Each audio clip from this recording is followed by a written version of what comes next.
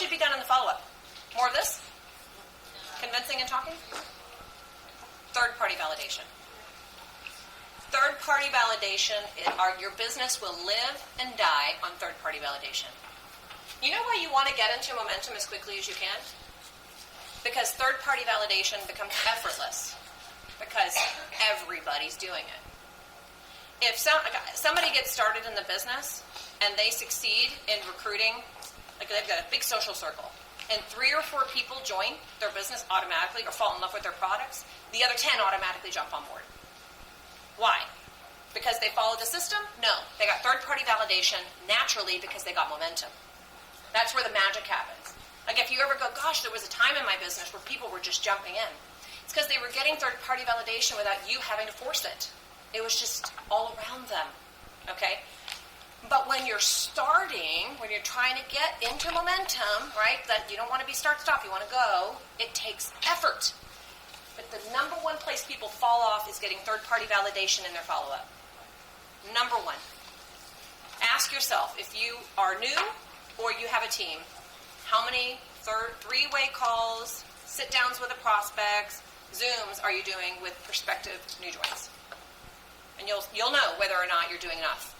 Because if you're talking to 5 or 10 people and you haven't done a 3-way call lately, you are making this a lot harder than it needs to be, and you're failing to leverage the tools, which are other people's stories. Third-party validation is the number one place people fall off the grid. And I don't care how long they've been doing it, it's the most common place. You talk about for brand partners or for customers? No, I don't think you have to do it for a customer. Here's the way I see it. This is kind of visually how I picture it. You're sorting. Okay, so you're in the business of sorting, right? So that person, you pique their interest. I didn't quite catch that. No, not seriously. Could you please repeat? And now I've got Google in my house, so everybody's talking to me all day long. I'm like, I wasn't talking to you. Either the phone's talking to me or the box is talking to me. Okay. All right, so your goal is peak interest, right? So peak interest, right? Then you're going to send them your third-party tools. They're basically tools, right? So this is going to be a sample, a bottle. It's going to be a video. That's a little television, right? Or it's going to be, a magazine, right? Okay. So you're going to give them tools, right? When you go to follow up, you're going to get some feedback from them, right? They're going to be like, that sounds awesome. How do I get that product? Okay, you can go and sign them up as a preferred customer right away. Don't complicate your life. When you get a yes, take the yes. Okay, so if at any point in this process somebody goes, I'm in, sign them up. As a customer, as a brand partner, don't delay. Okay, sometimes they are a prospect that has purchased their sample. They are still a possible candidate for the business. You may or may not know yet.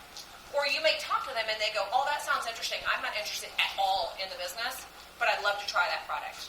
Okay, so you don't have to put them on a call with somebody else to do that. In fact, I think it gets a little weird. It's overkill for that person based on their interest level.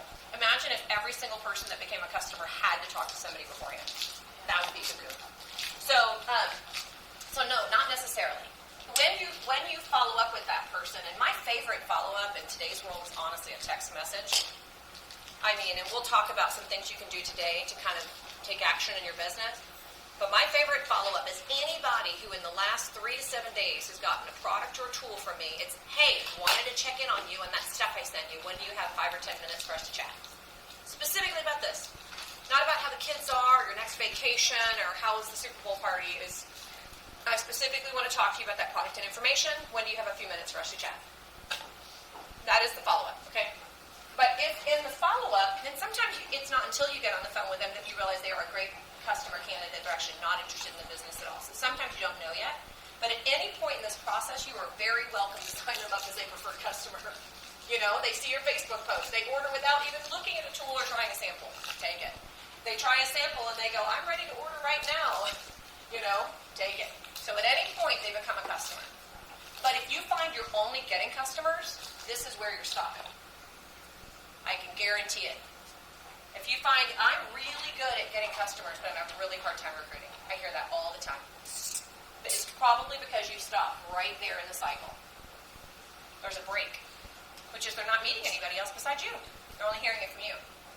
And so, depending how they see you, if they see you as successful in the business or not successful, if they think that your personalities match, if they can relate to, then they begin making their decision on you. And that can backfire on you for all the right reasons and all the wrong reasons. Right? So the name of the game is leverage and duplication. Get yourself out of the way. And so the best way to do with that follow-up is doing a 3-way call. You can do it as a video Zoom. So by the way, the follow-up for me is typically it's a text. Maybe even when they give them the product on Tuesday, you go, listen, why don't you use it today and tomorrow? I'm going to call you on Friday. So what's a good time Friday? 10 o'clock, 11 o'clock, 2 o'clock? Oh, before the kids get out of school. Great, I'll call you at 1. And at 1 o'clock on Friday, I've already got somebody on the phone to talk to them. So that's the concept of a 3-way call. And anytime people are saying, I can't get brand partners, I'm really good at this, but I stink at this, the number one missing link is typically third-party validation. Or I get a lot of these, but then they don't let me help them. Because you never showed them how to engage you in their business. They didn't experience it with you, so they can't do it. So third-party validation right here is where it gets stopped. And I guarantee you, anybody in the room, if you go, I don't know how to do a 3-way call, I don't know who to do it with, if you will reach out to somebody in your upline, I'm not going to do a 3-way call training today, and you will say, I know I need to do more 3-way calls, help me. Nobody will go, I'm not going to do that. I promise. Anybody in your organization is like, yes, please, thank you. Monica, thank you for finally saying what I've been saying to them for 2 years, which is don't do nearly enough 3-way calls. But in our business, it's 3-way or fade away. And so here's the way I see it. This is like a recipe. And if you follow the steps of the recipe, the outcome is pretty predictable. At any point in this process, people jump off. They stop returning a phone call. Life happens. It's okay. This is not for everybody. If in step 2, they detour off, sometimes as I go through the process, I go, I do not want to work with you. You are way too difficult. You're way too negative. You're way too cynical. You are, you're making every excuse in the book to not want to do this. So I either haven't caught you the right stage of life, or this is just, it's not for you. It's not for everybody. It's okay that some say no. They're not saying no to you.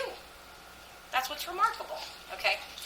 So, any questions on the system? No? All right. Yes? I'd say mine is I do this, and then they love it, but they don't go further. They don't go with the customer, they just love it, and they want it, and that's the end of that. Well, and there are, I would say, for every 10 people that you properly take through the cycle, about 3 will become a customer, about 1 is a potential brand partner. So that's a correct. In other words, of 10, 7 are a no, 3 are a customer, 1's a brand partner. They love it, and they want it, but they just don't go any further than that. Right. So, and it's okay to let them go ahead and purchase it and say, listen, the reason I contacted you in the first place is I knew you would love the product, but I also know that you, and then tell them why you think they're the perfect candidate for the business. You tell them. So I also know you are amazing with people. I also know you're working really hard at your second job and are looking for alternative income streams. I also know that.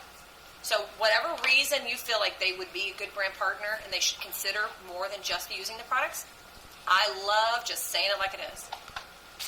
So don't be afraid. So just say there is one more product that is our best product of all, which is our business model. And based on what I know about you, and for these reasons, you would be phenomenal at it and you would have a ton of fun. So listen, it may or may not be what you want to do, but what I do want to do while you're using the product and falling in love with it is shoot you over some information about what that might look like, maybe introduce you to some of the people that I work with, and afterwards you'll know whether it's a fit or not.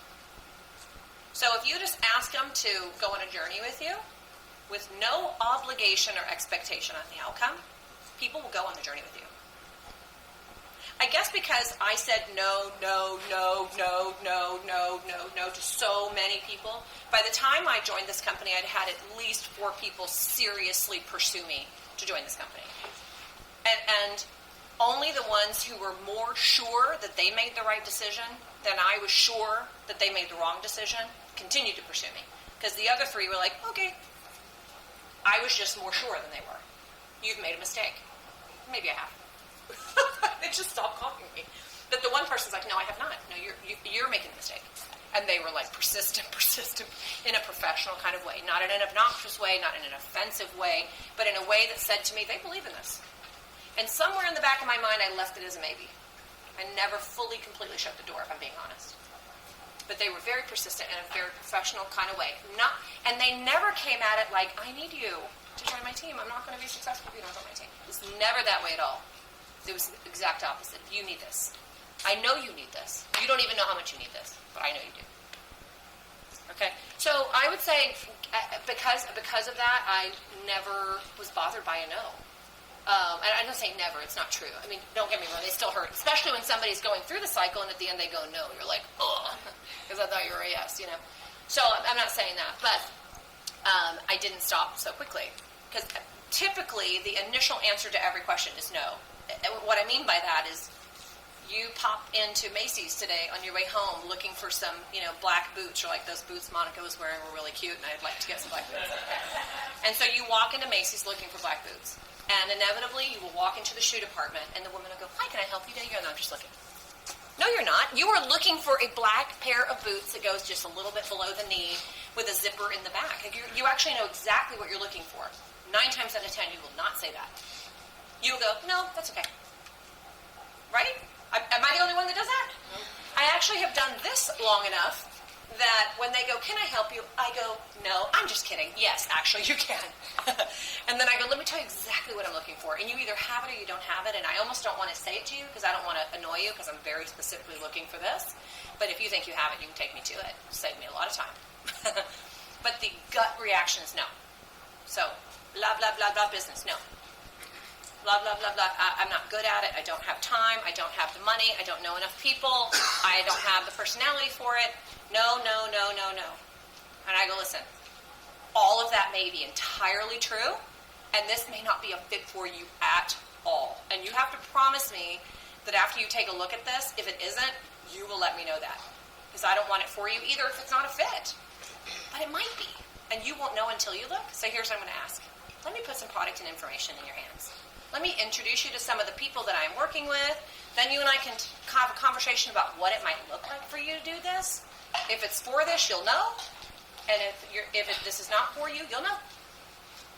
No obligation. I have rare to never gotten a no to that.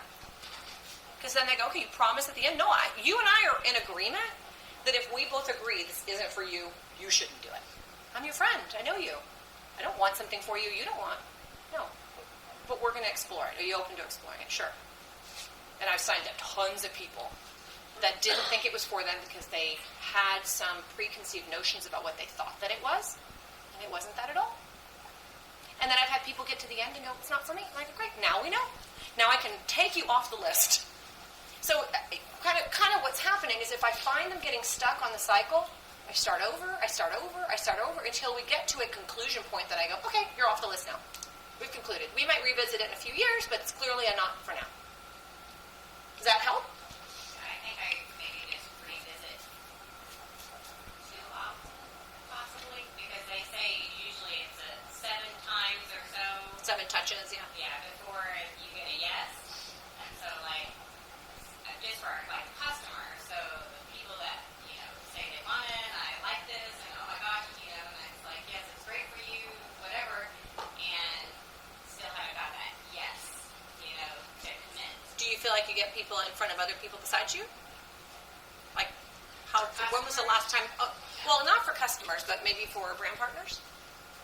Yes. I mean, I have her, it was a potential brand partner, yes. Do you think you rule them out as a brand partner potential before they've ruled themselves out? Maybe? Yeah, maybe. So I would just do an exercise for yourself. If you've got somebody that you think could be a good brand partner candidate, I want you to write down why you think they'd be a great brand partner. What is it about their life, their needs, their personality, their dreams, write it down. Write down why you think. And you can even be entirely honest. I'm really hesitant to say anything to you because I know you're, just wanting to use the product, but just the more and more I think about it, these are the reasons why I think you'd actually be a really happy and great brand partner. What does it hurt if you say that? What is the worst thing that can happen? They say no. If you don't say anything to them because you think they've already said no, haven't you already felt that rejection? You know what I'm saying? Like, if they actually say no to you verbally, or if they say no to you in your head, is it really any different? It's not. It's not any different. So just go get the no. Just go make it official. Instead of torturing yourself as to whether or not you've done it right. Right? Okay. Good? Everybody good? Anybody mad? I cannot believe she said that. Okay. Let's zip on to the videos. I think we've got some new people here, but I think everybody understands the power of our compensation plan, getting people to get their product for free, getting them to their $50 bonus, their $150 bonus. If they can do it, then they can visualize helping somebody else do it. So I do think belief starts with self, and then you feel empowered to help somebody else do it. So that's definitely a good place. But I'm not going to go through Team PC bonuses. What I am going to do is jump into our first video presentation. This is the dash one, right, Mike? This is the dash one? Is that the first one? Yeah, that is. Okay.